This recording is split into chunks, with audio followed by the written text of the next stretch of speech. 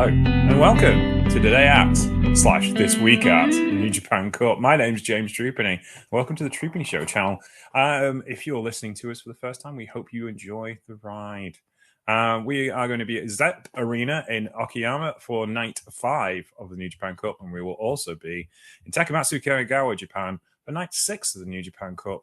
And joining me to discuss these things in great detail is my co-host, Christy. How are you doing, Mom?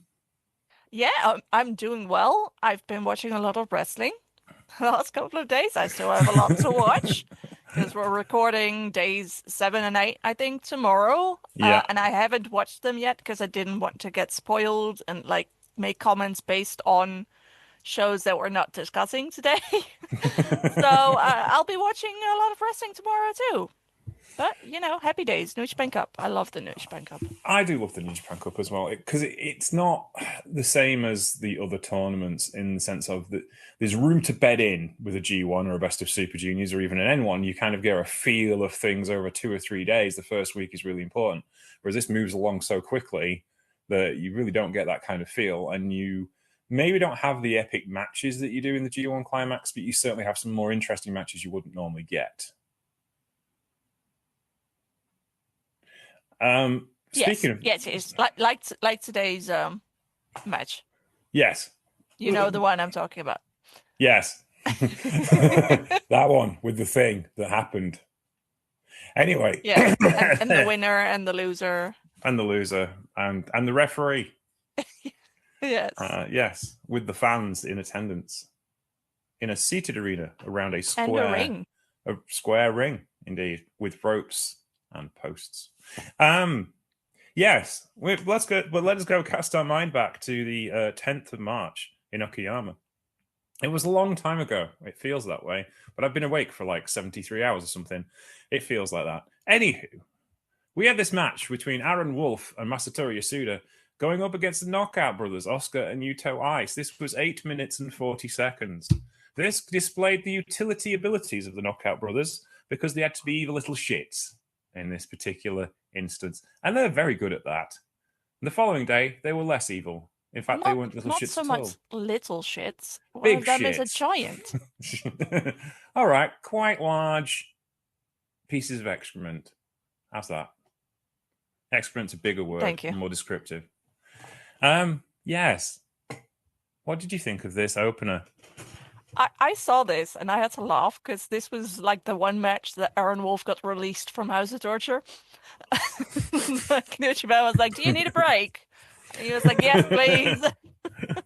So this is the one match where he's not facing House of Torture. And he's with a young lion, which is also interesting. And it kind of makes him look more like a young lion as he's standing next to Yasuda. And Yasuda was very fiery here. He was very there to cause some trouble. But he was also quite clearly the more experienced of the two. It was a funny dynamic to watch Aaron Wolf there because normally, well, so far, Aaron Wolf is predominantly with Honsai, right? So the senior Honsai members. And he's always going to look less experienced than them. It makes sense. Like they have 20 years more of experience generally. Even the younger wrestlers in there, like Shota and Yuya, will have a bunch more experience than him. But now he's with the young lion. And young lions generally look like they have less experience than the senior guys in the... Deer's caught in headlights, I believe is the phrase. But Yasuda looked very comfortable, and I'd say Aaron Wolf looked more like the young lion, so maybe there's a reason why he's not with the young lion it's all that often. But it was fun.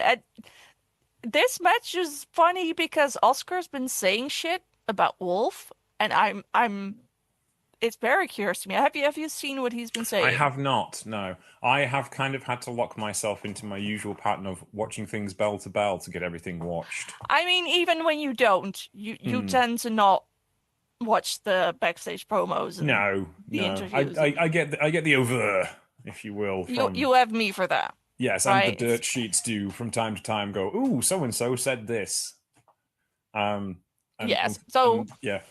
Basically, he's been talking shit, and saying stuff like Aaron Wolf should go to DDT if he doesn't take destroying House of Torture seriously. Yes, that's the one.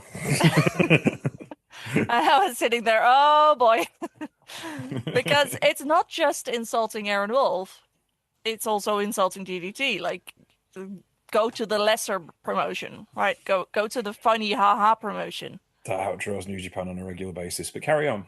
Yeah. And I'm sitting there going, why?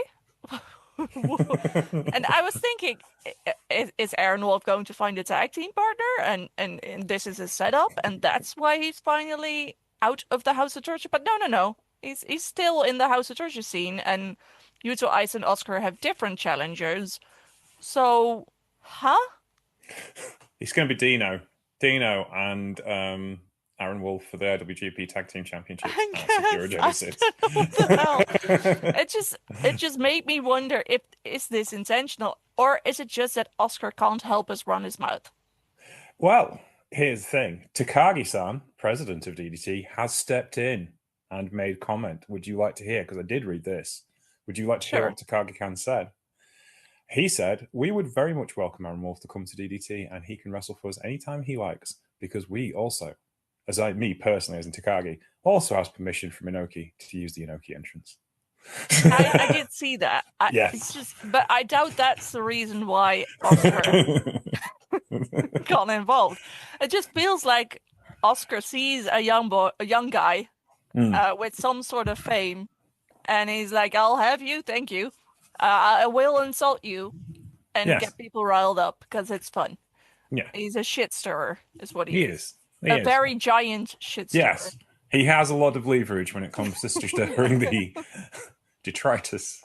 Yeah. But I don't think it's very sensible bringing DDT into the argument. Because I'm not sure it's very sensible to shit on Wolf to begin with. Because not only is he very popular, but you need him to be very popular. You just leave him alone. Because you risk doing what Gabe did to Shota. Like, I'm bringing Shota up again because I am notorious Shota defender. Yeah, but he is a prime example of what happens if heels in the dynamic, and between Oscar and Wolf, Oscar's the heel, and they play the heel role in this match, mocks the babyface to a point where the fans go, well, actually, he has a point. Yeah. And that detracts from what the babyface is doing. So just leave Wolf alone. We need him. We need him popular. We need Aaron Wolf. Let him be. Yeah. I think this is the problem. Is there's very few, I don't particularly like MJF, but his ability to press the right buttons at the right time that make everybody money and gets everybody over is a lesson to be learned for everyone. Because there's very few people who do it like him. And if you're trying to do that kind of thing, you've got to make yourself less sympathetic as well as making them more sympathetic. Just shooting the shit out there doesn't always work. But anyway, young wrestlers will sometimes run their mouths, I suppose, and we can chalk it up to experience, but it has been a habit he has started to form and perhaps should look at. Yeah, and it's a lot of foreign wrestlers that keep doing that in New Japan. Zane J is going to show up later on. Gabriel Kidd is an obvious example. Even in a way, Zack used to be that way. Yeah. But he's turned into a much more sensible also young man. Learned Japanese and therefore has more context. Yeah. Mr. Kidd apparently gone from New Japan Pro Wrestling, according to people this week. So I hope so. That's nice. We have nice things for once. Like it's been nothing but, oh my god, that person is leaving, I'm so sad. And this one is, yay, he's gone. Sure, he'll do very well for himself in AEW. Certainly Dave Finley's upset a lot of people to start this week, so that's always a good start. Crack on, lads, you'll do right. Shall we move on to the next match? I have one more comment. Oh, sorry. It's not necessarily about this match, but the venue was very dark. It was very, very dark. Where was we again? It was Zip Arena, Okayama. And it looked to be a big venue. And I was just, why is it so dark? And the lights that they used were very orangey, yellowy.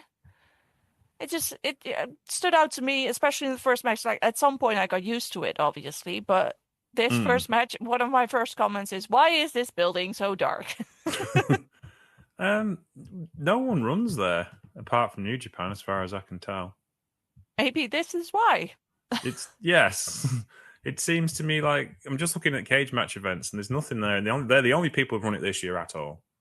Well, And maybe it's a new venue and they hadn't completely figured out how to light it yet, or they misunderestimated. That's not a word. They yeah, underestimated how many lights they would need, what setup they would need, yeah, because it's it just yeah. looks a bit weird. Yeah, it is the trouble. I mean, one of the advantages of the New Japan Cup, it tends to go to places that the other tournaments don't go to, which is nice.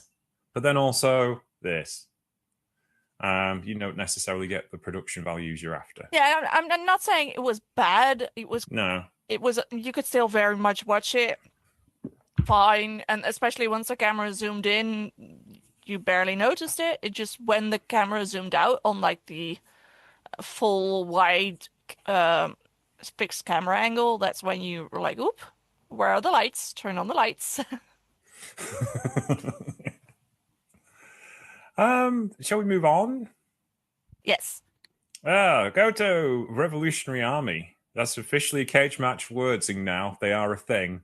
Hiroki Goto, Tatsuya Matsumoto, and Yoshihashi, along with Oleg Boltin and Toriano, lost in 9 minutes and 30 seconds to Francesco Akira, Great-O-Khan, Henare, Jake Lee, and Jacob Austin Young, who has suddenly grown a personality. Not a very nice one, but he has got a personality now, which is nice, because I was concerned about him. I thought he was just marshmallow that talked. But no, he does have a personality. And it's very loud and brash and American. But that matches him in this particular situation. He's feeling his oats, if you will. His match did what it needed to do. Got a lot to say about it. I kind of saw United Empire come out and went. Anyway, what did you think? Yeah, for people who are new, James has PTSD when it comes to Jake Lee. So United Empire in general, to be honest. well, that just too, all of them as a blob. But Henare is in this match, but on Jake Lee, you went, ugh. So well, yeah, it's difficult to find which one's more offensive, to be honest Henare, with you. obviously, James. I mean, from a wrestling point of view, from a personality point of view, Henare is fucking awful. He's a misogynist. We don't know that about Jake Lee. We don't know about Jake Lee. He could be, but we're making an assumption that he's not. He's a man, isn't he? Yeah. I know. I don't feel. I do put Henare below Jake Lee, but I feel if I give him a reaction, then I'm highlighting how awful he is as a human being. Whereas Jake Lee, I purely dislike on a wrestling level and seems to be a relatively nice bloke. So I'm doing it from a character point of view, not a personality point of view. But when I look at that, right, I feel like it's more important to point out the things that are actually harmful than a character you just don't vibe with. Okay, I can understand that. However, we have gone on a lot about. I'm gonna say gone on. That's like sounds like we're moaning constantly, but we are because it's Henare and he's horrible. And look, it gave us the opportunity to talk for 3 minutes about how horrible Henare is. So see it yes, but we've also discussed your dislike towards Jake Lee quite a bit lately. So if that's the excuse, then okay. Shall we move on from this melee that I've got myself into to what you thought of this matchup, which I found to be inconsequential. But you, what did you think? Because your opinion is more important than mine because you are an oppressed woman. well, I was thinking you were going to say because it has so many of your favorites in it, which would have made sense. It's got 5 of them. Well, let me see. 1, 2, 3, 4, 5. I like Matsumoto.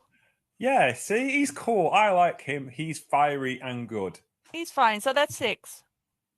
5. Who's the other one? 1, 2, 3, 4, 5, 6. Oh, Okan. Yeah, 6. Okan. Yeah, I like Okan. Okan? Cool. No. Yeah, I like Okan. Yeah, but we were talking about my faves. Yeah, you've got 6 in there. Yeah, definitely. Yeah. Anyway, I don't have a lot of comments about the match. Just more things that happened around it. For some reason, and I don't know why. Ghetto is on commentary and him going in English, nah, I didn't do nothing. Cracked me up so much because his English is definitely better than most of the people on the roster, right? But it's Yeah, still yeah. kind of weak. And yet at times he'll show up with sentences like this that he definitely learned as full sentences from someone. And it's just so funny. Just, no, I didn't do nothing. What? It sounds like some Gaijin wrestler who was known for major pranks back in the 90s. It's I'm just thinking a Dynamite S Kid S character, but not horrible, if you see what I mean. That's taught Ghetto that phrase, or he's overheard that phrase and started using it somewhere because it is a wonderfully defensive. It ain't me, Gav. it just made me cackle, and I had to rewind and listen to it again. And he's throwing it in, I think, Austin Young's face. Possibly, or It yeah, has it was better to it be has Austin. to Let's go with be the one English of the speakers. three English speakers. I And think it was Jacob Austin Young, but could have been Akira as well, or Henare, I guess. Um, Ari hasn't got that kind of subtlety to work with. well, He can't Henare, eat it. He doesn't know but about it. no, but he does get growly and angry and like pulls on the Yeah, guardrail, so possibly. could have been anyway, irrelevant, but it was very funny to me. What was also very funny is Goto's responses to Jake Lee because he gets so nonplussed and confused. Like, Yeah. and like Goto looks at Jake Lee like he's crazy, which is exactly the response you should have to Jake Lee. That's why he's so funny. But it's like a disappointed dad going, "Oh, you're such a bad influence on my son." So he looks at Matsumoto and he goes, "Don't look at him. He is bad."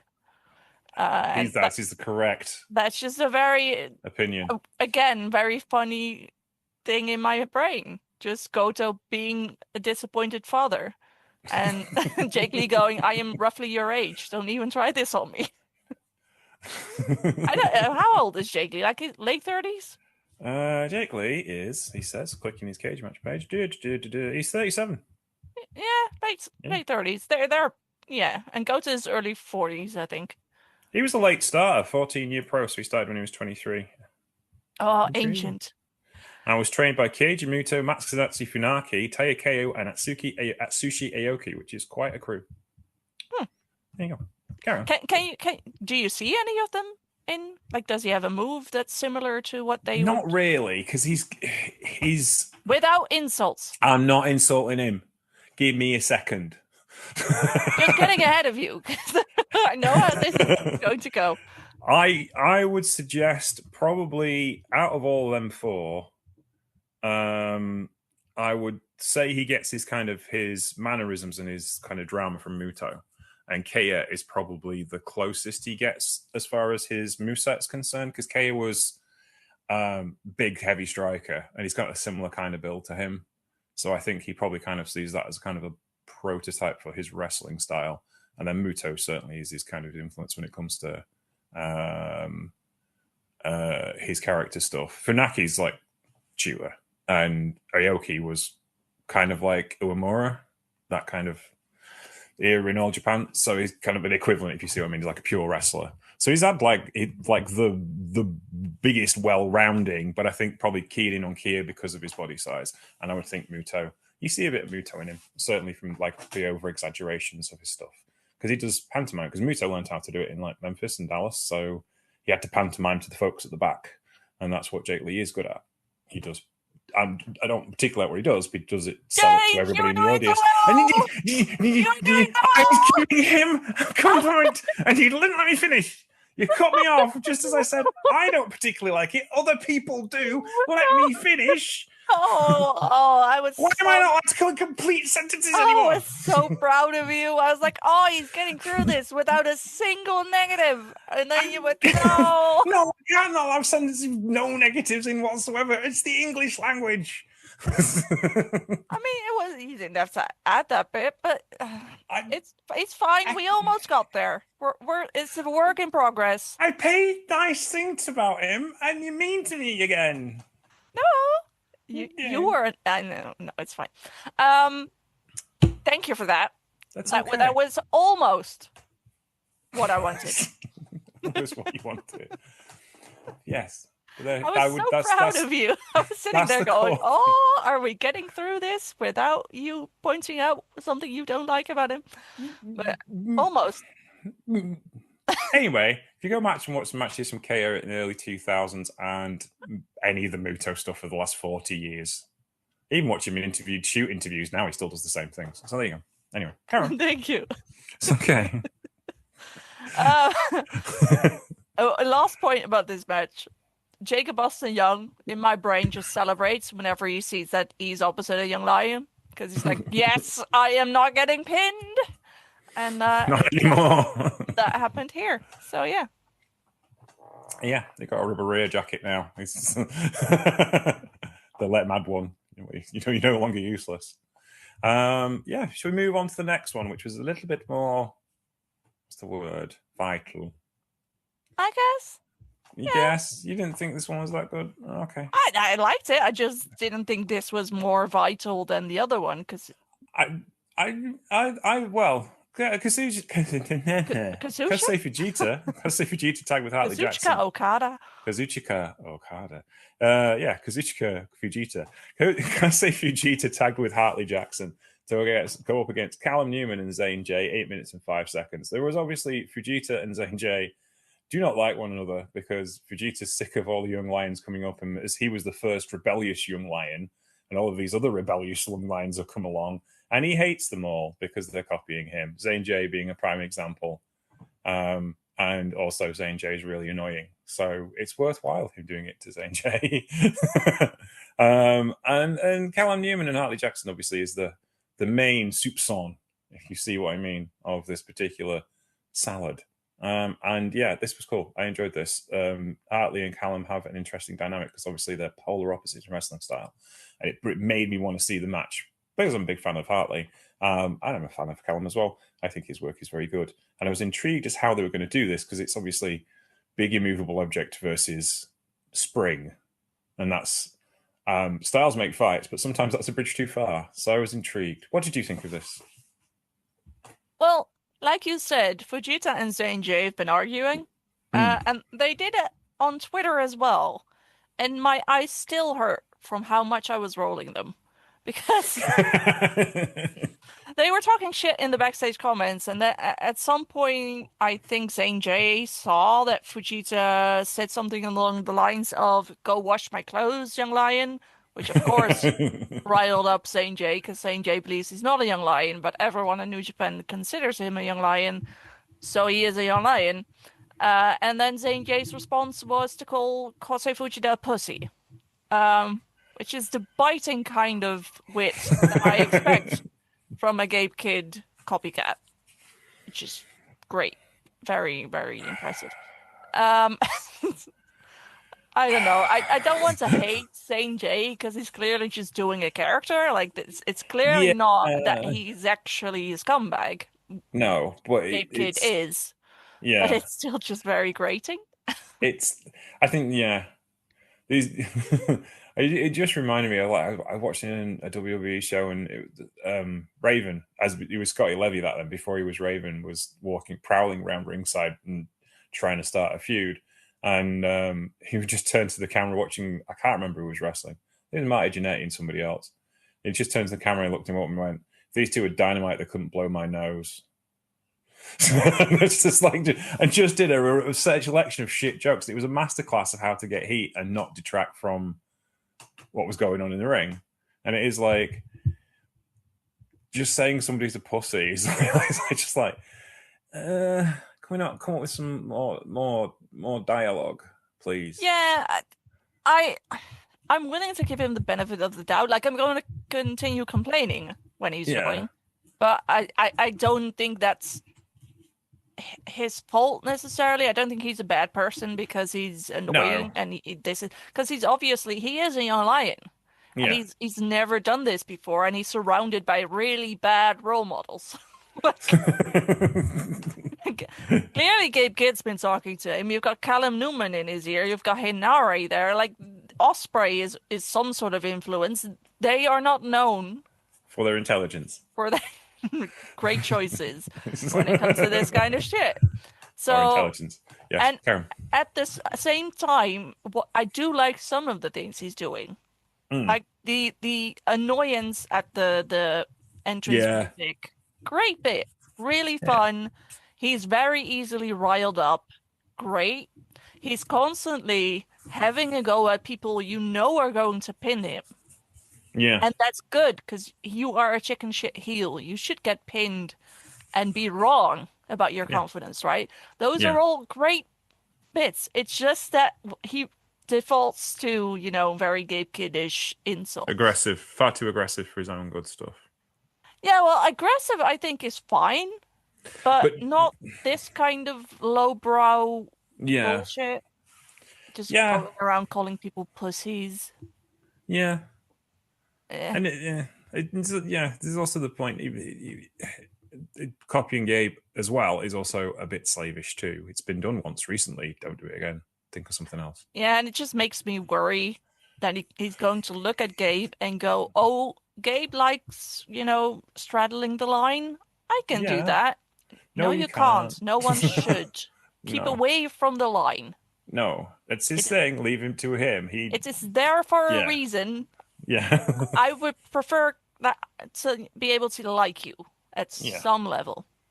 Yeah. But yeah. Anywho, shall we move on? One more comment No, sorry. about Callum, because Mm-hmm. he's like one of the two important parts of this match. Um, Yes. I like that Callum is doing the Naito bit where he's getting the crowd Yeah. to boo them, to Mm. boo him because he's annoying. Yeah. I love that. I was always very amused by Naito being excessively annoying. And the Yeah. only reason that he was a babyface is because people liked him, right? Yeah. Because his personality was one of a dick. Like, you absolutely did not want to be friends with Naito because he was annoying as all hell. Yeah. And Callum is doing the same, but as a heel. Like I am going to start this match. Oh no, I'm not. And then rolling out of the ring. Or Yeah. being on the outside of the ring and then rolling inside to pretend like you're gonna fight and then rolling back out again. It's very Naito, but it works for a Yeah. guy like Callum because he is a chicken shit heel, but he's also Mm. fast. Yeah. So it makes sense that he would roll in and out of the ring and avoid shit and like run away from a guy like Hartley Jackson who obviously can't catch him. That's good. I like Yeah. that. I like that he's developing a certain heel character that's unlike anyone else in the company. Mm. Yeah. It's cool. Shall we move on this time to a match you probably didn't watch?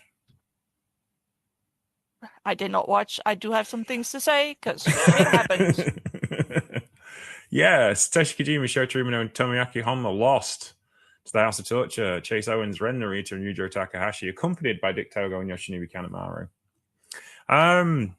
Still they did. It wasn't anything particularly to write home about. It was all right. It was a bit weird in the sense of Chase, who's been knocked out of this tournament, getting a pinfall victory over Honma is a bit odd. But it does come forward later in the show that him and Fale will be challenging for the IWGP Tag Team Championships, which is, again, a bit odd because they haven't been in contention for the championships for about 4 years and haven't tagged together. They didn't even tag together at the World Tag League last year. So the obvious thing would have been, why aren't you putting Yujiro and Chase? If you're going to do this, you put the best two workers forward, surely. Which gives me concerns for the Knockout Bros because they've kind of been like best bout machines since they came back, and they're definitely not going to have the best bout on the show. With them two, they'll try very hard, but what can you do? So yeah, just a bit odd, and we got to hear Chase's terrible theme tune again, twice.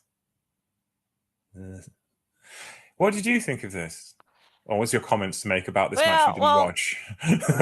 Well, I saw the thing regarding the tag belts as well. Like that was one Yeah. of my comments somewhere here in here. Yeah. My guess is I've seen people say that both Oscar and Yuto were trained by Fale, All right. Yeah. and that's why That's this fair is enough, I happening. suppose. Yeah. It's like a thank you to Fale or whatever the deal is. I hope this just means that they are getting their time and that we won't see them for the rest of the year. Probably not until G1 season, I would Because, think. because do you know who else Chase has been mentioning? And I was going to say it during day 6, but might as well say it here. Who else has Chase been mentioning? Takeshita. Okay. So, there is a very strong possibility that Chase Owens will be challenging for 2 belts.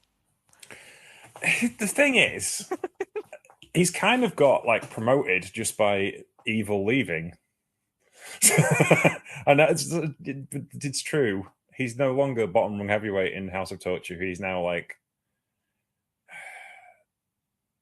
well, if you put him, who would you rather have in? Yeah, it's Narita, Yujiro, and then Chase, isn't it? Or Chase I or would say Yujiro? Fale. Farley above Chase or Chase above I Farley? would say Fale Yeah, because of Huge where? seniority and stuff. Where's Huge in this equation? He's second. He's second. Second Farley Chase. Yeah. And we've said it a million times, you've got to have heels in this way that New Japan's booked these days, and he's a heel. And he's competent and cheap as we should get a t-shirt made. But yeah, that's again, it's not particularly exciting. The I mean, teacher, like he won't kill you, but he's a sex pest.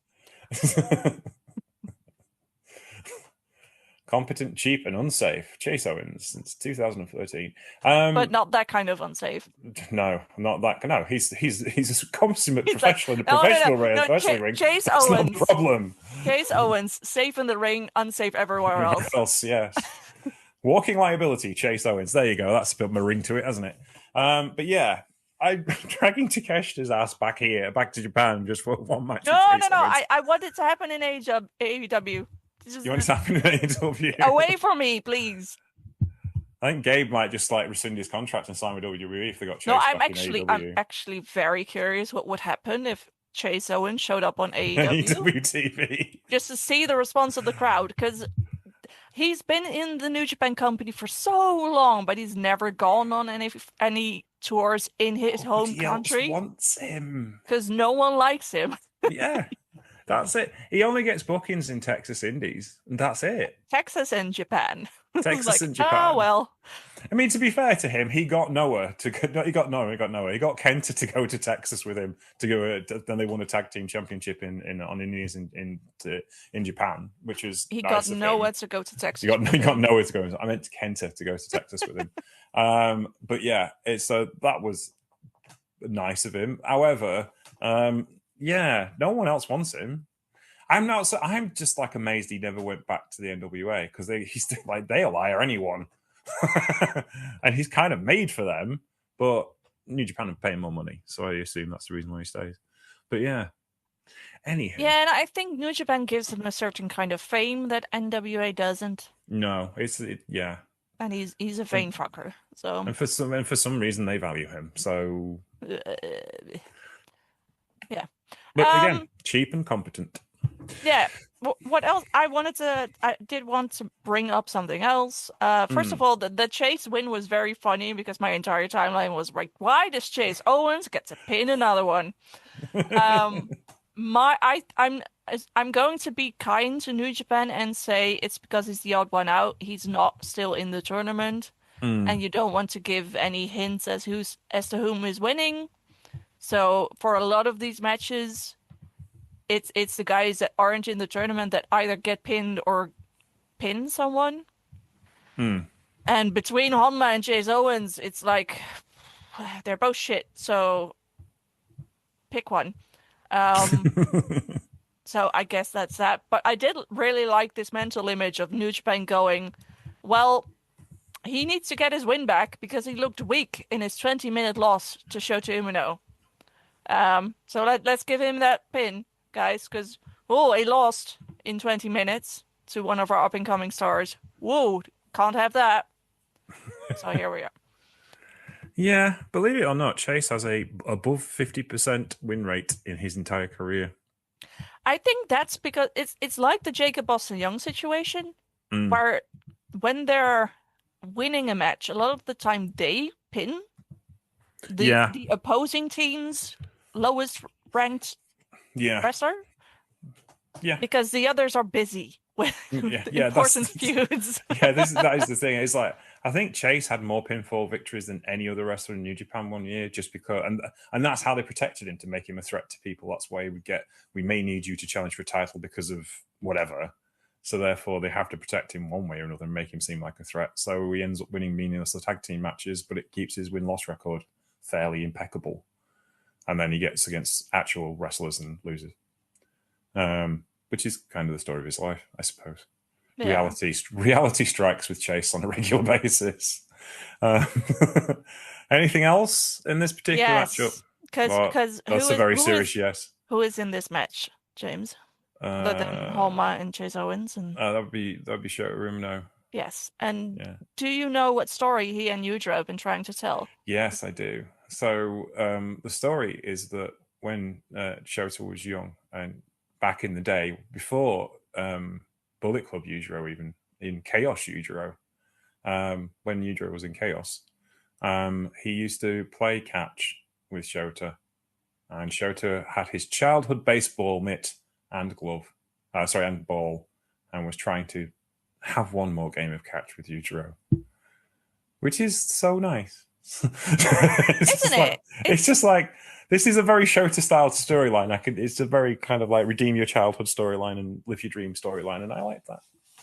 But it's also, if we look at this, it's they are the only people who so far in this New Japan Cup have added emotion and depth to their random fucking ass New Japan Cup match. Like, this is a very random combination of people. Yeah, It's not like they have years of history. There are eternal rivals, and you see them opposite each other and go, well, they don't need a story because they are Shota and Yujiro. yeah, So Shota and Yujiro went, well, we'll give this a try. We'll give it a story, and we'll put some emotion and feeling behind yeah. it. And I thought that's great, but See, the fans weren't. They didn't agree. Um, I thought it was World Baseball Classic, which is going on in Japan at the moment, pertinent as well, pressing all the buttons. You see, yeah, I'm no, no, lost no. on this audience. There were some fans who were very mad. First of all, because Can we just say that there are always fans who are very mad all the time, especially about a certain show too, you know. and Yujiro Takahashi, to be Oh honest. But carry yes, on. but that's his job. Uh, to have people be mad at him. But Shota, he said, I want you to come back to who you used to be, to the uncle I loved. And Oh, I think the fans agree with me that that person was great and you could be that guy again. is that the one that brought two strippers to the ring with him on a regular basis? Shut up. That's not Okay. what Shota was talking about. It's before those days, when Before he was those, a kid. when you Um, okay, right. so what do you think the problem is with that sentence that Shota just had, that Read message? to say it to me again because I'm gonna clue in. Okay. So Shota said, Hmm. I want you to go back to the person you used to be, the good guy you used to be. And Right. I think the fans and I can agree that you were a great person then, and we want that guy back. I can't remember him being a great person. That's not it, James. Okay. That's not why they're mad. Okay. What's the sentence? What's the thing? Why are they mad? Yeah. Because they are saying, why are you telling us how we feel? Oh. Why are you telling the fans how they feel? We like him this way. Stop telling us how we're supposed to feel about him. What? That's why they were mad. Uh, God. step Does no one. one no one's any fun anymore. That was the first. And then they got mad Yeah. again. Just because they're never not mad. Carry on. So one was they were mad he was speaking for the fans.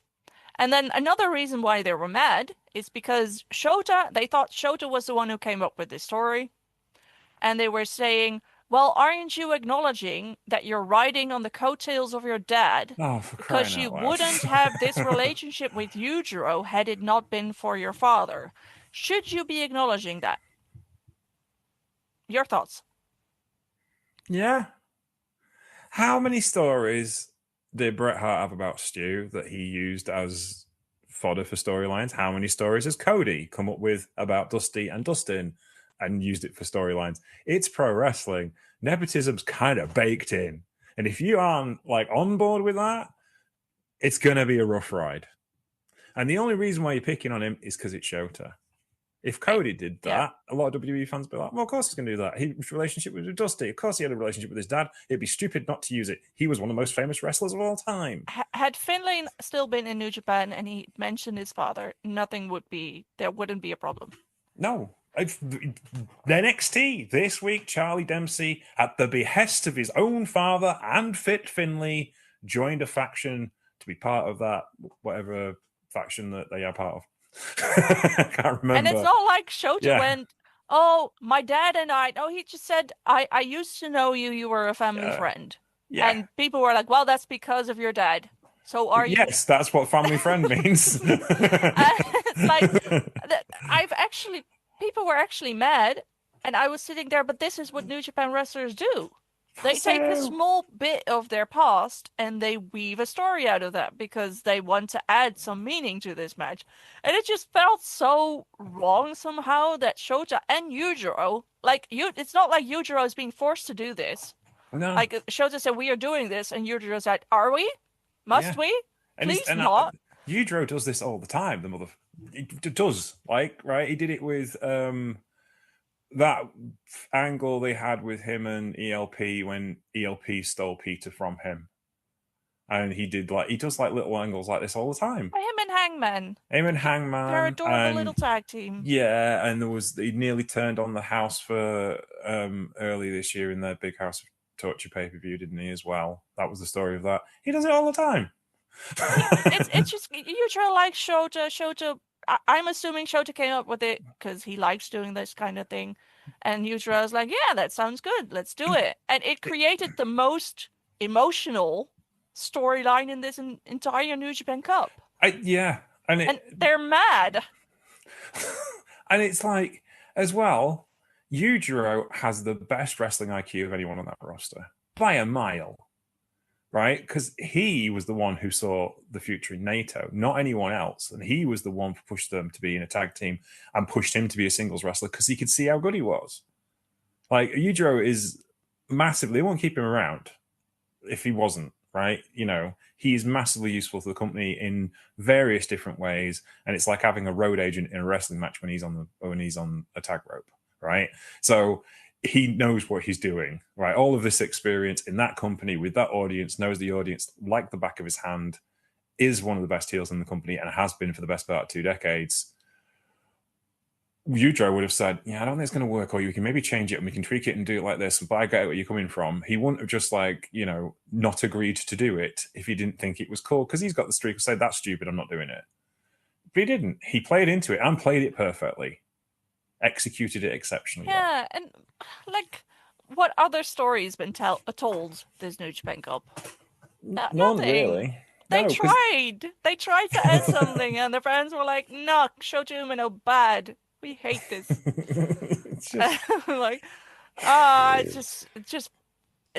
I feel bad sometimes bringing it up, but I just want to have an account of all the absolutely meaningless bullshit that gets thrown at Shota just because he's Shota Umino and the fans are unreasonable about him.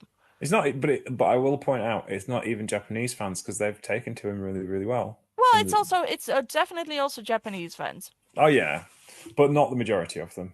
No, but it's definitely also New Japan fans because I saw a couple of comments about a match we won't be discussing until tomorrow.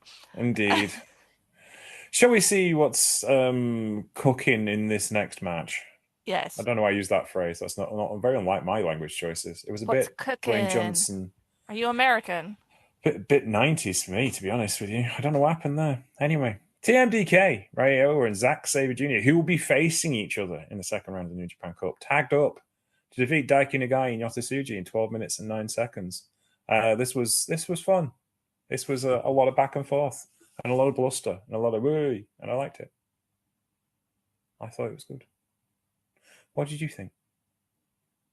I thought New Japan are cowards who should have flown someone in to make the Team Decay versus Team Decay thing work. Robbie Eagles was there, just fly in one other guy, borrow Dyke in a guy from Yota Tsuji, make something happen. I tell you, I would have had a bad boy Tito. Fly him in for one night Yeah. shot. He never gets to wrestle in Japan. If you can fly in Robbie X for a run in, you can fly in Yeah. him for one or two. Yeah. Two, because it happened again on the next show. Yeah. Two matches. Yeah. It'd be nice. It'd You be cool. cowards, New Japan. Hartley and Zach versus Royo or a bad boy Tito. That would be a match I'd like to see, actually. That would be awesome. Hartley is busy though, so it would have to be Robbie Eagles. Robbie Eagles. Robbie's gonna get thrown around by them monsters all night. Yeah. Or he can do the whole submission stuff with Zach. He'll have fun. Yeah, it'd be cool. Just do it. And it's the one unit where you get away with it because they'd be just like spirit of competition kind of thing. It's just sad because these kinds of situations are the only time you get to watch faction mates interact. So you're like, well, oh, you ruined it. Yeah. Why is it a Yota Tsuji Daikinigai team in this match? This is wrong. They should have just done Oiwa Tsuji versus Zack and a guy. Can't. No, that would have been a forbidden match. I know, but if you're going to be cowards, then I will come up with something. Into corner for this meaningless tag match. I'm problem solving, okay? Neither is no company has come forward and asked us for our booking skills, by the way, and that's a crying shame. This is why Shota Umino is the way he is. Could you imagine if me and you were booking New Japan Pro Wrestling? It would be excellent, obviously. Well, it would be shit, but Shota would be better off, I feel. The one shining beacon in our shitty booking would be Shota Umino. Matches would be all half an hour long. Absolutely not. I don't think we would work out because our case is so different. Me and you would have be having like stare offs for like half an hour booking one match. You'd be like 4 hours of the meeting. You'd be like, oh, they can do all the lariats in the world, and I'm like, yes, but can they kiss first, please? Yeah, you can have the kissing if we have the lariats. That's the deal. Yeah. Yeah. I'm sure you want the kissing after the lariats. But before and after? You need some aftercare and you need some preparation. Yeah, but the one is foreplay and the other is aftercare. Yeah, it's from it. Yeah. We're not going in. No, I can't say that out loud. We're not protection. Is what you mean. We need some protection for these lariats before, and we need some warm up. You don't just like go into it straight away. That would be bad and painful. Oh, my for everybody brain. involved. Yeah. Anyway, yes. Yeah. To that guy on Blue Sky who said wrestling's far too homoerotic, you're wrong. Anyway. Sushi's shoulder is heavily bandaged, by the way. I hope he's okay. It's been a while since he's been wearing that. It's a little concerning that our double champion is injured. I hope they're okay and they're careful with him. It's like otherwise you're gonna get Yota Tsuji's one big title reign, guys, and then he had to retire because of injury. So please be careful with him. We need him. I saw a Thai boxer was retired today at the age of 22, and I was like, oh, that's kind of young. And then her one fight record was 6-0, and she had 40 fights in Thailand because she started when she was 16. And I thought, oh, that's reasonable. That's a career, isn't it, really? Undefeated in 46 fights, retired at 22. There you go. And now she can go back to school and have a normal life. Yes. Kicked ass, went home. There you go. Kicked ass, took names, got an education. Got an education. Yes. Any other comments on this particular match? Or the only other thing I want to say about this match is that it's basically Tsuji wrestling 2 versus 1 here, because Zack and Oiwa are constantly teaming up and using tag team double moves, and Daikinigai is not only a young lion but a junior, so it seemed kind of unfair. But fun time. That's wrestling, though. I mean, you could at least have given him a heavyweight young lion. Do we have heavyweight young lions? Is St. Not J a in heavyweight? Unbound Company, we don't. No. St. J's kind of getting. No, he's just muscly. He's not big, though, is he? He's probably No, still a junior. he's kind of tall, right? Yeah, he'll grow into it, but he's not heavyweight right now. I guess in my special tag match situation, we could have Zack Sabre Jr. and Zane J versus Oiwa and Tsuji. Mm, that would There be we go. intriguing. Yeah. Shall we move on to this semi-final that you probably I didn't watch it. You were the lucky one. I did. This, honest to God, I thought this went on for about 3 days, and it only lasted for 9 minutes and 30 seconds. But it just went on forever. And there was interference, and that made it seem even longer. It was Shingo Takagi versus Don Farley, and I don't mind the interference in this because Don, God bless him, he does try, but he don't move as fast as he used to. So all of the shenanigans aids the quality of the match, but that got it up to 3.45 from the cage match users, which will tell you how good this match was, because it wasn't doing much up until that point. It's big, it's lumpy, it does what it needed to. Farley's job was to get a pinfall in the first round over Aaron Wolf to deflect things. He did his job, and now he's doing his job. And this was Doing the job. And it was all right. He made Shingo look like $1 million. They put him through a table, and he missed, and that was that. There was referee bumps, there was shenanigans, and everyone got their payday, and that's it. I've heard some of the house's strongest supporters on the old internet there feeling that since Evil's departure, they have lost somewhat of their zing on their fastball and are now boring. Have you thoughts? I'm not sure what House of Torture supporters you're seeing. They sound like aunties. But, one of their names begins with an X. Yes, but Savi is very stuck on certain members of the house, and not so much the entire house. It's like a select couple of rooms that he appreciates. 2 weeks ago, he accused Katsura Shibata of being the worst wrestling trainer in wrestling history because the only guy he trained who was any good was Cyborg Coughlin. And I'm like, okay, it's a bit much. Savi is peculiar. I love him, but he's eclectic. He is a very, very selective taste. But considering one of the most loyal house supporters, Aiden, is one of my closest friends, I can tell you that the house still has all of its fans. Okay. It's just that a lot of very vocal Western people online saw Evil leaving as the solution to all their problems. And it didn't happen that way, and now they suddenly realize that, oh my god, Evil was actually really good, and we kind of miss him. And Ren. Oh, I wanted to talk about this on tomorrow. We can talk about it then, but if you want to, let's save that conversation for then. It gives you. Ren is good, but there are some issues with his booking that I want to address on the next show. Yeah. I agree. Yeah, we'll talk about that then. But I don't think Ren's as bad as they've been saying. So, anyhow. No, I really do think it's just that they had hope. And it didn't happen. They realized Evil made the house more interesting and better.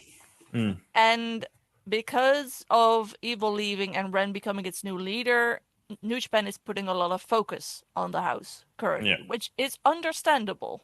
Right? Yeah. Like, you need to build up your new leader, and that's what they're doing. So I think all those things combined are causing people to be even more fatalistic about House of Torture, especially because I think everyone can tell that there are only two possible victors on the left side of the bracket, Yuya and Ren, and that's a 50% chance of having a House of Torture guy in the final or even winning it. So that concerns people.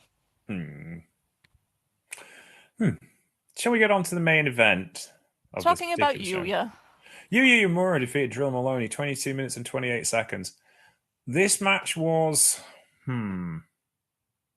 good. I wouldn't say it was great.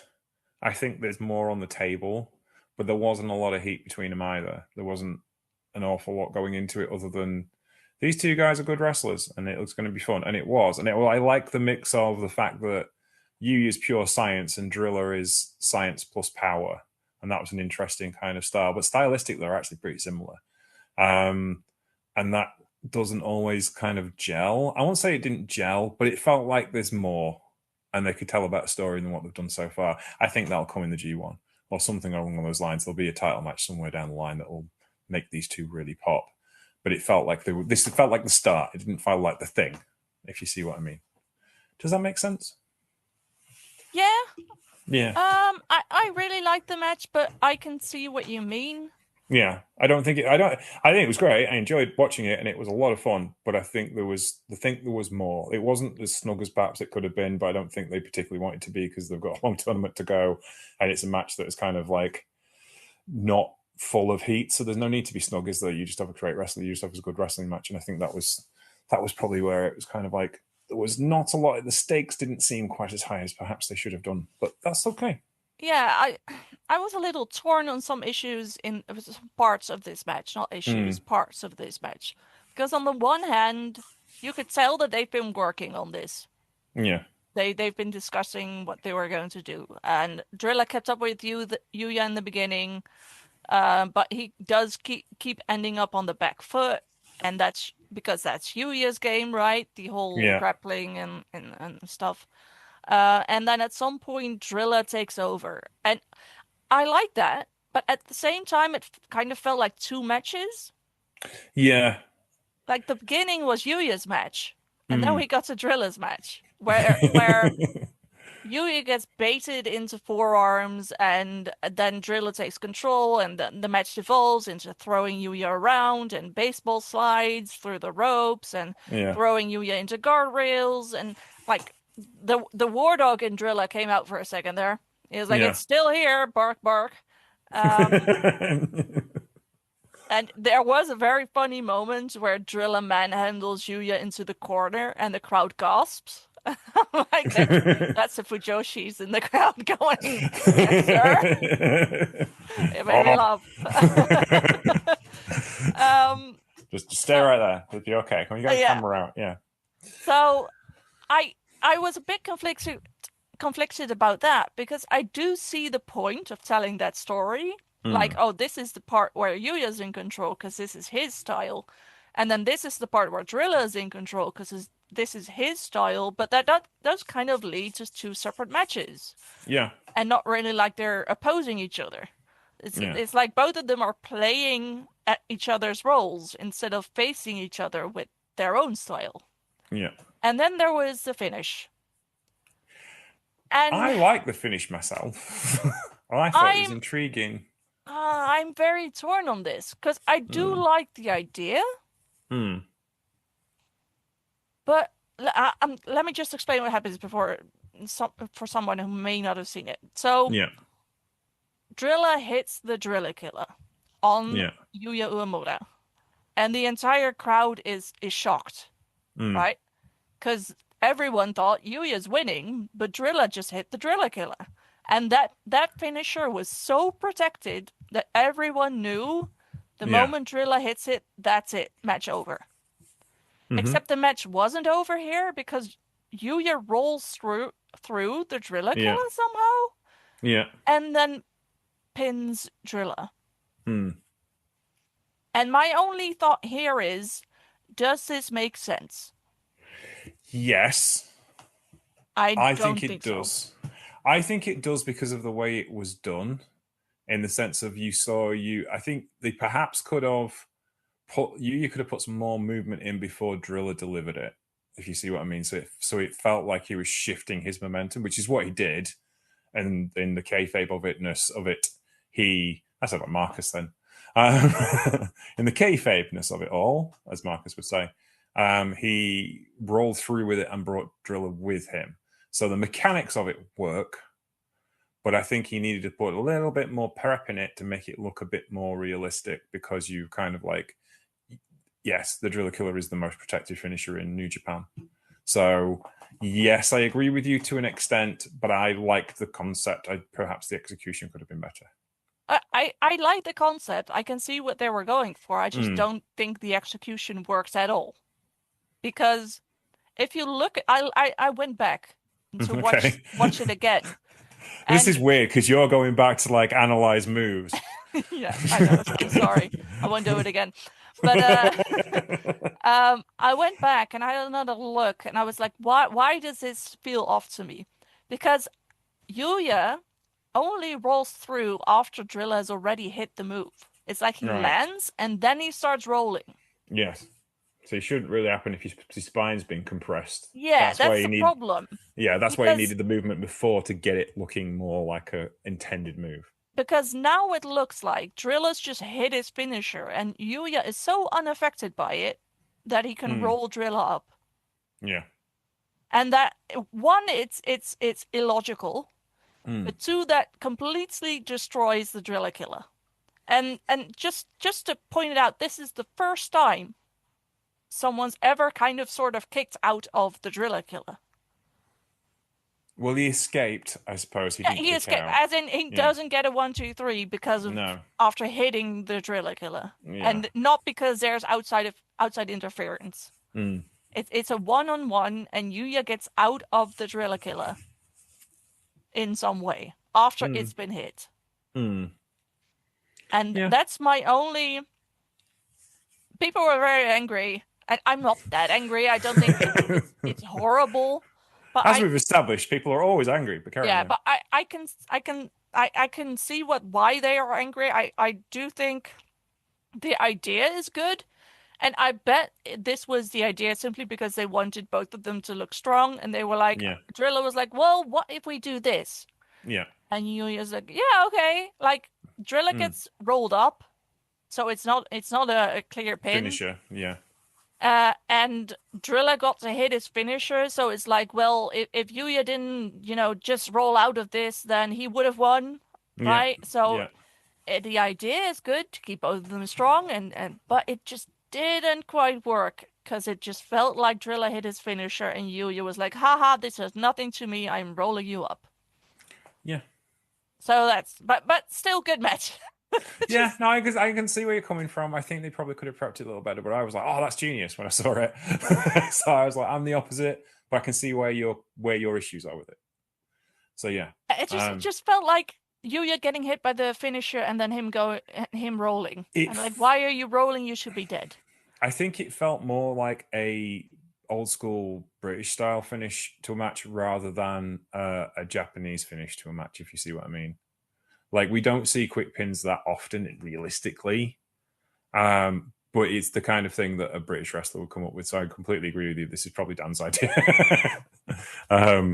So yeah. But anyway, we'll see if it happens again. It may be just a one-off that you'll not be able to do it again. Because you've used it once. You can't do it again, can you? Maybe Drilla just really likes Yuya. It's like, you want to be the first guy to kind of, sort of, not get pinned through my finisher? He tapped him on the chest in a loving and brotherly manner as he left the ring because they're two proper baby faces. Look at us being nice and handsome together. Look at my hirsute chest as I tap your smooth chest. It's lovely, isn't it? The power of friendship. By the power of eroticism. By the power of friendship and not bickering. Yes. Shall we move on to night 6? Yes, before we take way too long and spend 4 hours on all of this. Yes, indeed. Takamatsu, Kagawa, Japan. Takamatsu City High School. We are in wrestling. We're wrestling in high school gyms. Jim Cornette is smiling somewhere. Lighting was better here, though. They probably have a really good media course at Takamatsu City High School. That's probably the reason why. Also a smaller room, so it's easy to get the lights in the right places, I guess. It felt bigger, I think. Anyway, Knockout Bros. Oscar and Yuto Ice defeated House of Torture, Chase Owens and Yoshinobu Kanemaru, 6 minutes and 24 seconds. They isolated Kanemaru, which was the intelligent thing to do. Funnily enough, I did catch the comments of this, and the comment from this match was Chase Owens just walking into saying, "Pick on a junior heavyweight, would you?" And I'm like, I think that's pretty much your entire career, Chase, isn't it? Picking on junior heavyweights. Even when you were a junior heavyweight, you picked on junior heavyweights. That's how you get wins. Yeah. So I was like, oh, that's funny. It's a very heelish thing to do, Chase. Good job. But that was about it. It was okay. Kanemaru being a highlight, of course, because he went after U2 Ice's leg, and U2 Ice was not happy with him. And he won't do that again. What did you think of? Well, you didn't watch it, I'm guessing. I didn't watch it, no. No, it was there. It occurred. TMDK, Ryo and Zack Sabre Jr. spelled on cage match SABERJR. But the link works. That's weird. Defeat Unbound Company, Daikin Nagai and Drilla Moloney, 7 minutes and 4 seconds. More cowardice, apparently, from New Japan Pro Wrestling is what you're going to say, isn't it? Absolutely. This is weak. We got to see the two best British wrestlers in New Japan Pro Wrestling. Unequivocally, the best two British wrestlers in New Japan Pro Wrestling. Well, Robbie X, I suppose. Best two heavyweights. I didn't even think of Robbie X. Why did you have to bring him up again? What's wrong with Robbie X? No, it just I had a break from thinking about Robbie X. Is he? I guess. There's only 3 British wrestlers signed to New Japan Pro Wrestling. It's Dan, it's Callum, it's Zach. Oh, Callum. Dan, Callum, Zach, and yeah. Is Dan better than Callum, in your humble opinion? It depends, like, what you want. Yeah. Oh, I think they're equal. I enjoy both of them equally. I find Callum is entertaining because he's a little shit and he goes fast and it's fun because my brain is simple. And Dan does the whole power thing, which I sometimes enjoy a lot and sometimes grates on me. But he's also very fun in relation to other people because he gets crushes very easily. And you can see the hearts fly out of his eyes when he looks at Shingo. So I think they're both very good. That was a Zavi conversation I had today with him because he said I know a conversation I answered back to one of his Blue Sky messages, which was someone married Shingo Takagi, and I replied, "Yeah, Driller looked out there. He got the right guy." Oh, you mean her? Yeah. Drilla's been trying to marry Shingo and just didn't work out. No. Anywho, what did you think of this? I had 2 thoughts. Let me just get out the thoughts about the match out of the way. Yeah. I love watching Zach mess around with these young lions. It's just so much fun because he's such a dick, but he's also quite clearly teaching them shit.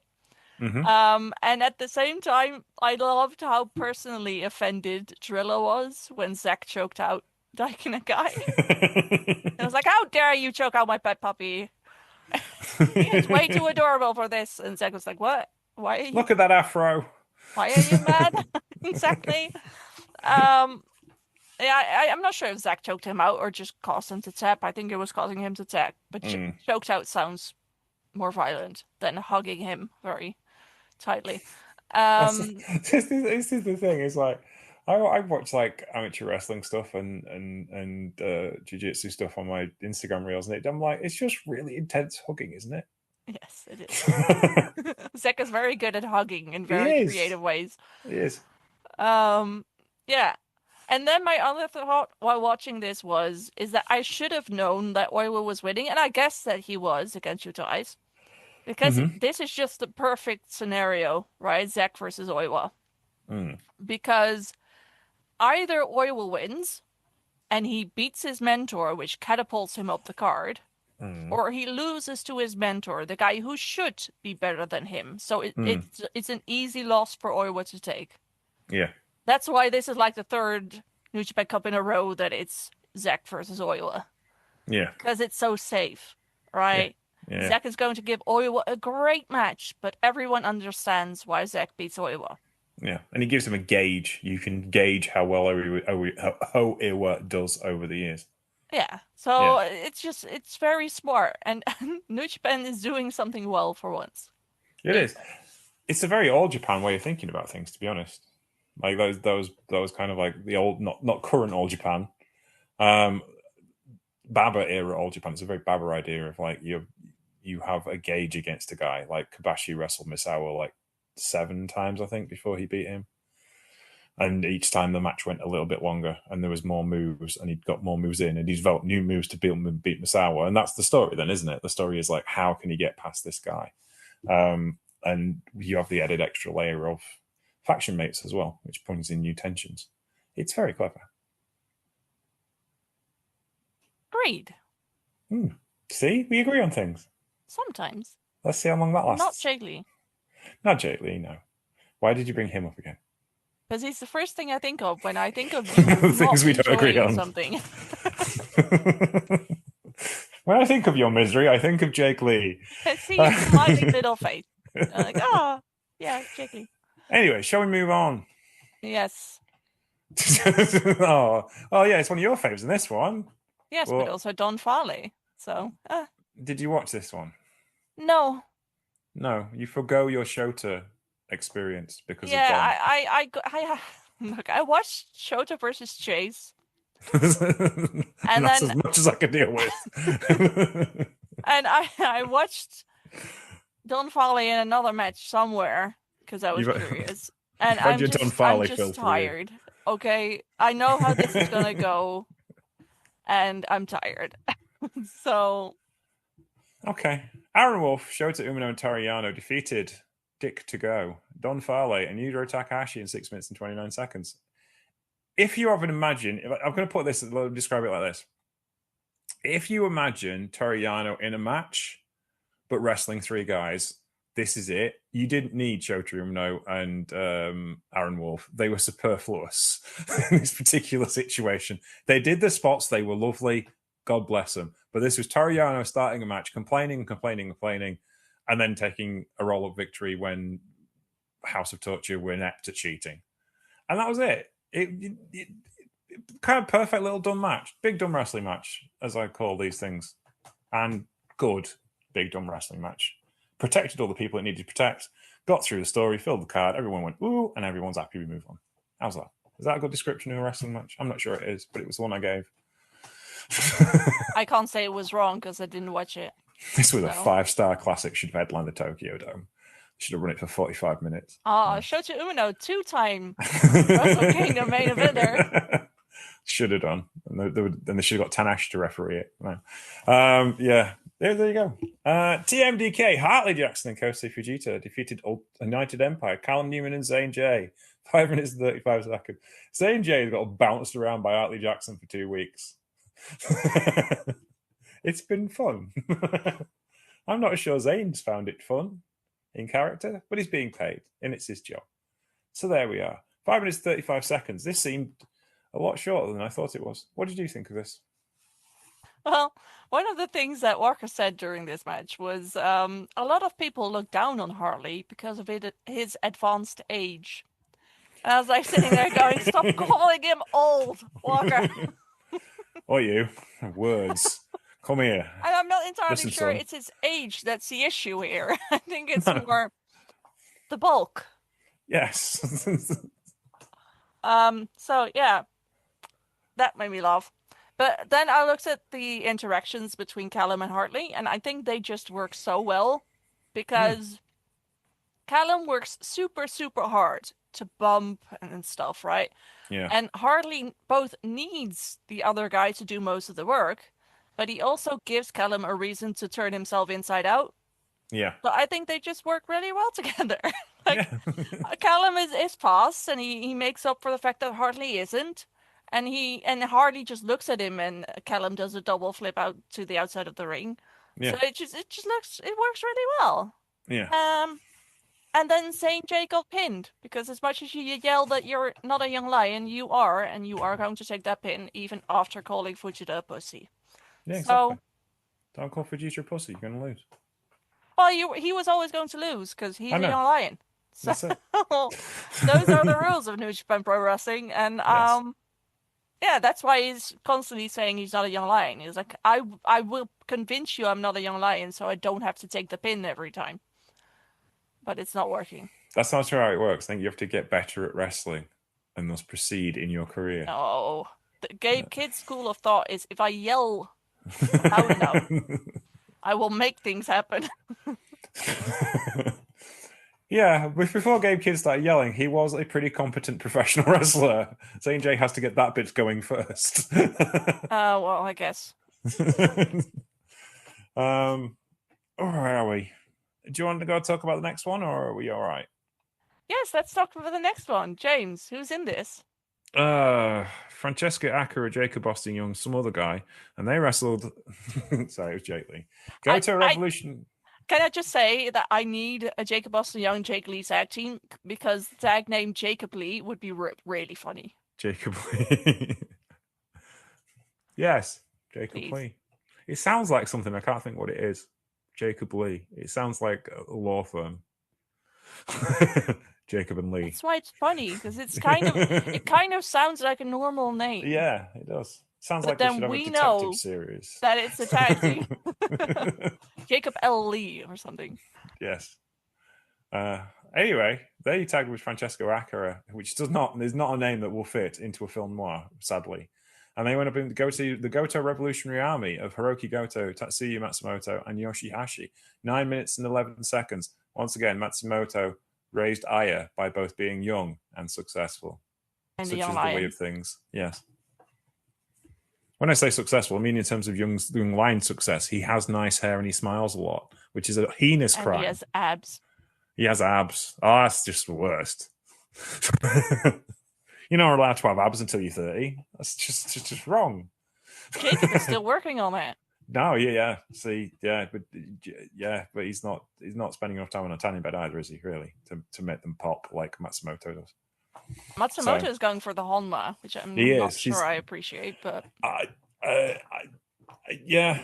I feel, yeah, but equally, you could saw it in Ishimori because Ishimori is both tanned and ripped, and better than Honma. So I think we can safely say, still questionable. Poor choices, but not like horrific choices. He's not a borderline criminal, put it that way. Anyway, your thoughts? It was funny to see Jake Lee walk out because here's Jake Lee and his two tiny friends, and it was funny. Jay is not actually that tiny, but Jake is just tall, so that's how that works. And I like Jake Lee doing the whole sitting in the crowd before the match begins thing. It's a neat little trick, right? And it's a fun thing for the crowd to anticipate, but it's not face behavior. Mm-hmm. So it's a bit like the Shota entrance, as in everyone's curious, where is he gonna sit? Is he gonna sit next to me? Right? But it's not him doing it intentionally. In kayfabe, like of course he's doing it intentionally, but it's not the character going, "I'm going to do this for the fans." It's just that he's weird and he does that. And then my other point is that I'm still eternally amused by the fact that Yoshihashi swears in English. Because it's all shit and fuck when he gets hit, and it's very funny. So shit and fuck, like German porn. Anyway, carry on. Have you ever noticed that? He does. I don't know why he does that. I think FTR were a bad influence on him. I think he started doing it after he wrestled FTR. And then they were just like we happen to know he doesn't speak a lick of English. No, he just knows 3 words, which are shit, fuck, and bastard, and that's it. Yeah, it's just very funny. Unless he taught Gabe Kidd how to swear.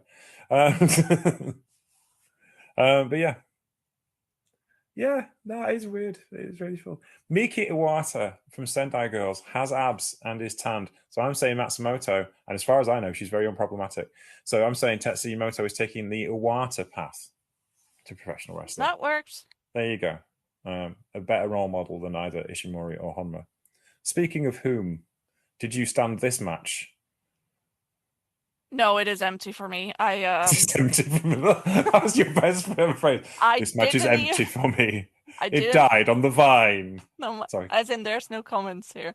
But also, I didn't even go to check who pinned whom. I was that unbothered about this. I was like, move on to the 2 next matches, which I already kind of struggled getting through, and I didn't watch this in order. So I was like, oh, whatever. So I this match that was yeah. dead to Christy featured Tomi Akiyama and Yuya Uemura, a tag team that has set hearts aflutter exactly nowhere. They wrestled Shingo Takagi and Yota Tsuji. 10 minutes and 16 seconds. It occurred. One could say it definitely happened. I watched it. It was what you'd expect it to be. Honma tried the very rarely attempted triple Kakeshi. It went badly. And he was the one that was pinned by Yota Tsuji. Yeah. Have you noticed Shingo started wearing his Inoki tribute garb again? Like wearing the dressing gown with the scarf, like Inoki Yeah, used to. it's like he's a part of the mob again. Yeah. Not a It's like fan. he's editing a gentleman's magazine in the 1960s. Where's the dragon, Yeah. Shingo? You are a dragon. Where are Yeah. your wings? Yeah. But no. This Hefner malarkey. Anyway, that was that. It happened. It's all right. Yeah. Yeah. Oh dear. Semi-main event time. Satoshi Kojima was unsuccessful in his second round match against Ren Narita. Ren was accompanied by Chase Owens, Dick Togo, and Dick Togo and Don Farley. 12 minutes and 6 seconds. It was dreadful. it was not good. It was okay. Dick to gay to function. Dick to gay to function. Indeed, there was dick to dick contact in this match as well. It was just.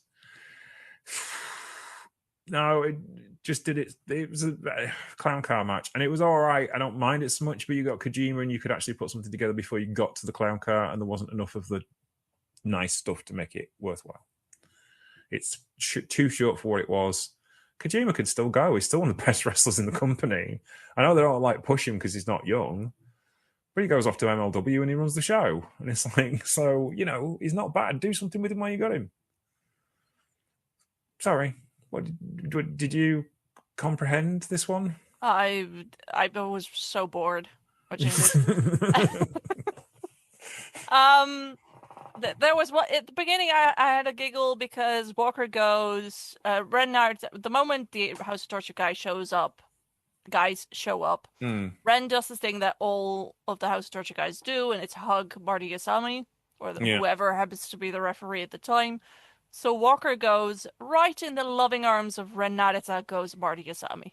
And my thought was people would pay for that honor. Like there are a lot of very dedicated Ren Narita fans who would pay a lot of money to just be held gently by the men for 30 seconds. Well, not that gently. Well, yes, but that's more expensive. That's my and can't be done in the eyes in the public eye. No, so, I'm wondering if anyone would ever want to be held by Marty Asami. I'm sure. I bet must he's be married one at that age. You would think so. Yeah, and then the best thing about this match was the crowd willing Kojima on. It was very sweet. Mm-hmm. The worst thing about this match was the running commentary from just outside the ring that pissed me off because Chase Owens wouldn't shut up. No. And I was sitting there going, that's your leader, Chase. Speak only when spoken to, please. And we know Narita's not going to speak to you, so it'll be wonderfully quiet. Yeah. I did mention that I wanted to talk about how Ren is getting booked this tournament. Some of the comments I've seen have been, this kind of feels like New Japan is forced to push Ren against their will. Because they are pushing him, but they are not pushing him as being competent. Because he needs his goons for everything. Yeah. He never gets a win without their support. Yeah. Like, he needs so much help. He needs their help to not get pinned. He needs their help to pin others. He needs John Farley through a fucking table.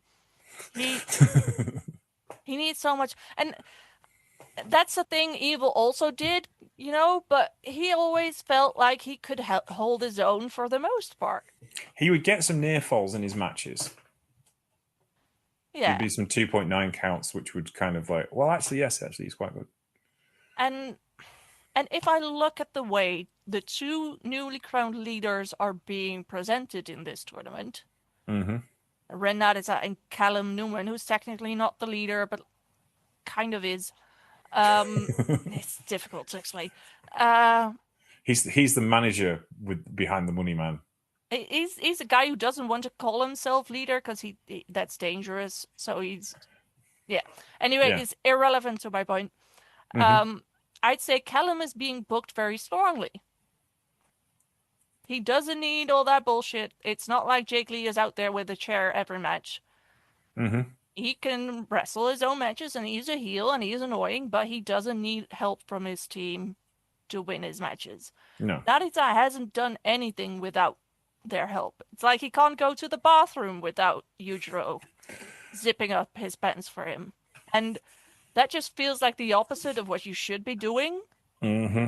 because I've been under the assumption that the amount of House of Torture on these cars and in prominent positions is because they want to keep the house strong with their new leader Ren. Of course they But do. they're not booking Ren No. strongly. No. They're booking him like a geek. Like he needs help. And imagine if he gets to the final, it's Yeah. gonna be a mess. And Yeah. it's not going to be a strong victory for whoever beats him. It does remind me of a Punk story that I did. I don't really like doing Punk stories very often, but I did. It was when he was doing the last WWE run, and he was wrestling the Shield, right? So he's wrestling Dean Ambrose, Roman Reigns, and Seth Rollins. And like the road agents come up to go, we want you to win. We want you to make them look really strong. And he was like, I'm wrestling three of them. I could lose. That would make them look strong. Why am I beating three guys? And it's just like it sometimes like does make me think that some wrestling companies don't see the forest for the trees. Like the obvious thing sometimes is just not there, but they're gilding the lily too much. And it's like, yes, you do want some help. Yes, he's evil scumbag. That's fine. But also he needs to be reestablished as because you've mucked him about a fair bit over the last couple of years. He's won some titles, but he's not had the consistency that you need of a guy who's going to be the top heel of the company, has he? So, No, and I see where people are coming from when they say it kind of feels like New Japan are forced to push him. yeah. Like they didn't realize Evil was a threat of leaving, and oh fuck, Ren Narita is the second in command, so we have to make him the leader now. Oh, damn it. What do you do? Well, normally you push the new leader, so we're gonna push him, but we don't want to push him because we don't like him. So let's push him as a weakling. Is he still being punished for something that wasn't his fault? I don't know, or it's just that maybe I don't know what it is because it doesn't feel like his treatment is warranted. No. I mean, this may just be bad booking. They may think it's a wonderful idea, and us the workers sitting here going, "It's not. It's just the way it is." Because let's be honest, me and you and Ghetto have not seen eye to eye for some time when it comes to certain booking ideas. But it does seem odd. It just seems weird. I know he's probably not Ghetto's cup of tea as a wrestling stylist, but equally, he's the guy you've got. I mean, they could have turned somebody heel and made them the leader of, like they did with Andrade and United Empire, right? They could have like brought somebody in to make them the kind of like puppet master of the faction, or they could have done something else if they wanted to. But Could you they chose have your guy. though? Because Yeah, then you might as well ask Ren to retire.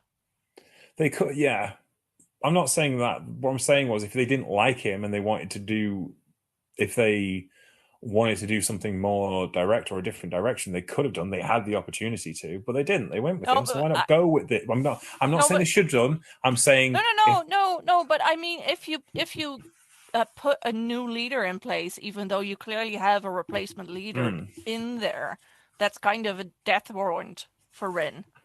You might as well um say we don't want you in any yeah, important positions. Bye. that was kind of my point in the sense like if you want to get rid of him or if you want to like if you don't think he's the guy, then do something else. But if he's the guy, then you should get behind him and give him But some definitive things to do. the problem is, I don't think they think that definitively about him. I think they don't see him as the guy, But I think they still think he's useful. Yeah. But he can't be as useful if they basically tell the entire industry we don't trust this guy, so we're Yeah. putting a random leader in this supposed family group, right, that would never accept Yeah. someone else over Ren. Yeah. I'm just saying, if there's opportunities they could have taken, is all I'm saying, but they didn't. So get behind him, is all I'm saying. Yeah, and they're kind of getting behind him, but they're kind of not. And it's They're half-arsing it. yeah, and if this is if he ends up in the final Mm-hmm. against a certain guy, I'm concerned about how that's going to get received, but we'll see. We'll see. I mean, he'll be the heel, and he'll be a very good heel. Whether Yes, it'll be a fun match, and but if the last heavyweight tournament did not have a fun final, yeah, so but we're gonna get never mind. Let's get to another match that I'm fairly never mind about. yeah, I Oleg Boltin and Harare, 22 minutes and 11 seconds. It was good.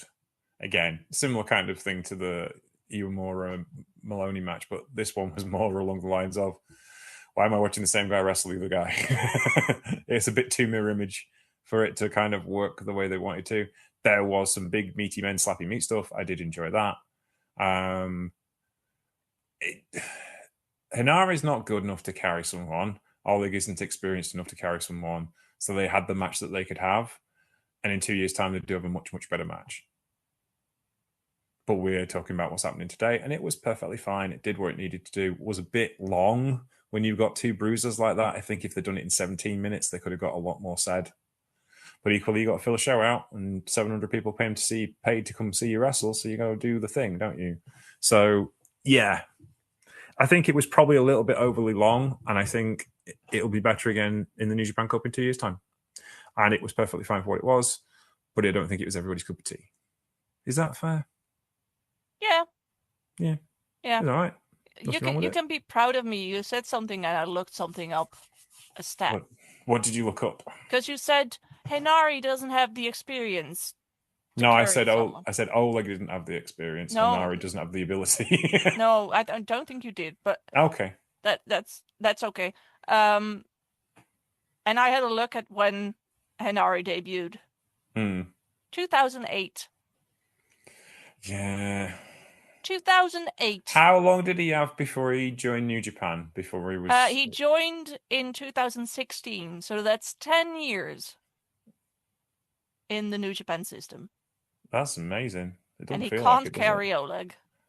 No, he can't. He hasn't got that skill set. He can have great matches with the right guy. And Oleg isn't the right guy yet. Oleg will be the right guy because Oleg is Henare, but is much more talented and has much more natural athletic ability. And is just a better kind of performer all round. Henare's probably got the streaks in promos and character work, but as we've discussed a lot this lately, it's a one-dimensional character. There's not an awful lot to it. It's perfectly fine. And you got to have your mid-carders, haven't you? You've got to have you guys who are going to lose matches like this, and that's fine. Henare will always be in work because he's okay. Cheap and competent. He is United Empire's cheap and competent, let's say it. There's no other reason to keep him around. And yeah, it's just... It's kind of, but like we said with Chase is only a danger outside of the ring. Henare is a danger in the ring as well. Slaying around to himself, more than anyone mostly, else. But I wouldn't expect him not to hurt someone else. No, I'd stick any wrestler in the ring with Chase, and you would look after them perfectly well and make them have a very good match. Whereas Henare is, especially with, actually, to be honest with you, now I'm kind of like amazed that this match didn't go as badly, especially with somebody like who's big and clumsy is not the right word because Oleg actually moves really nicely, but you know what I mean. He's a big lumpy bloke, and Henare can get carried away. I think is a bit of the issue, to be honest with you. But yeah, any other thoughts on this one? Well, I watched this for the podcast. Be thankful, everyone. I watched it because I love you guys so much. I watched this to have a conversation with James. I watched this and I wasn't very excited. It's two big dudes being very big and loud. and they worked very hard. Yay. And the crowd was very clearly behind Oleg, which is Yeah, good. Yay. yeah. Good stuff. Um, Oleg won. Hmm. Yay. Never before have I been so happy about an Oleg win as here. Yeah. And it keeps my Osprey guys keep losing thing going. I thought you'd be happy about that. Yay. Yeah, there you go. I, I wait, what? Sorry? I was gonna say, we say like New Japan can't book baby faces for shit. Oleg is the only one that works. Hulk? Now, sorry, Oleg is the only one Oh, that Oleg. works. Not Hulk, No, yes. no, I'm still very concerned about Oleg, but well, that's fine. Okay, but I was just saying, he's the only one that they do right. He hasn't got a lot of ambition. They haven't got a lot of ambition for him. Like he's going to be an upper mid card and have some cracking main events. But equally, they've done that right. They have no complaints about how they book Oleg. He's about the right level of where he needs to be, and he's fine. But he's the only one in 20 years that they've got right. So far. So far, yeah. It's Because taken a he while. still needs a personality, and once they get to that point, we'll Yeah. see. It depends on how much ambition they have for him. Well, he's been a year off of being Young Lion, and he's already won like 3 titles. So. Yeah. Anyway, carry on. You were saying? Yeah, the only other thing I realized when I was watching this is that I was very concerned when I saw this match. I was like, oh no, HENARE is going through. But I should have realized that, of course, Oleg was going to go through because out of the two, he's the only guy who speaks Japanese, and this was the main event. Yeah. There you So go. here we are. Someone's got to give a promo at the end. And Hanare's promos are not great. They're very shouty. And he talks about manner a lot. Is. I think he probably is quite good at it, but I think he probably isn't confident enough to do it by himself. And that's the reason why he sticks to English. And that's the No, reason. but look, how long has Drilla Moloney been in the company? 3 years now? I've heard Drilla say more shit in Japanese in 3 years than I've heard HENARE say in 10. And Akira is like semi fluent now. I either he just doesn't use it or he just doesn't speak Japanese, and that kind of does suggest a certain isolationist attitude. Well, yeah, or just disrespect, kind of lack of care about the industry he's working in. Like that was my gripe towards Kevin Kelly when he was an announcer, commentator. That he never spoke any Japanese, even though he'd been part of the company for well over 10 years or something. Yeah. Like, if this is your job, and if it's important, if your job is important to you, and you claim that it is, why are you not learning the language to at least the basic level when you can get paid for it? And I'm sure New Japan would help you find a place to learn. Yeah. It shows it at some sort of lack of interest. Yeah. And disrespect. And matches up with his level of push. Maybe. I doubt it helps that if he doesn't speak. Well, no, but if you're not connecting with fans and you're not talking with fans, even as a heel, you have to have a certain level of connection and understanding. Pro wrestling's a fairly international language, but equally, context is everything, isn't it? Yes, I agree. Sorry, I had to take a quick hit from my inhaler. Oh, you okay? Yeah, just a little bit short of breath. That's fine. Okay. Well, that brings us to the end of this here show. Have you any thoughts on this particular 2 days of affair? That second one was tough at the end there. Because neither matches were really up my alley. The first one had Don Fale Shingo, which I didn't watch. But Drilla and Yuya was very good. And I liked the feuds that they kept going throughout these shows, like Hartley versus Callum, fun. Goto versus Jake Lee, for me, fun. Shota versus Yujiro, fun. So, yeah, the rest were enjoyable. And I think they 7 and 8 were better. Yeah. So we'll get there. Indeed. We'll be looking at days 7 and 8 on Monday's show. That'll be the Troopany show / Today At. So we'll be looking at that next week. I can't remember our schedule now. We'll be looking at that sometime this week. Thursday. We'll be looking at that on Thursday. Sorry, I haven't absorbed the schedule because we're only working on weekends for this tour. But we're back to a full proper Today At series this week. It's going to be good. In the meantime, where can we find you on the internet, Christy? You can find me at SmarkInfested on Twitter and Blue Sky. I have a GIF account for All Japan, AJPW GIFs on Twitter. And I have a podcast account on Twitter and Blue Sky under the handle All About AJPW, which is for our All Japan podcast, All About All Japan, which I haven't recorded in a while. I'm sorry. It's okay. We live busy lives. And if you like the Troopany Show, you can listen to the Troopany Show at least twice a week because we do our Friday re-release on YouTube. Where this week last week's show was the Shoot third generation. Sorry, the third wave of the Shoot revolution with myself and Chelsea Spollin, and we talked about Akira Maeda and Yoshiaki Fujiwara's PWFG and its influence on pro wrestling, which we still feel today in Red Narita. Anyway, thank you very much for listening to us. You can find the Troopany Show on Twitter and on Blue Sky and on Instagram, and you can find me as Sheriff Star on Twitter and Blue Sky and Instagram. Take care, and we'll speak to you soon. Bye.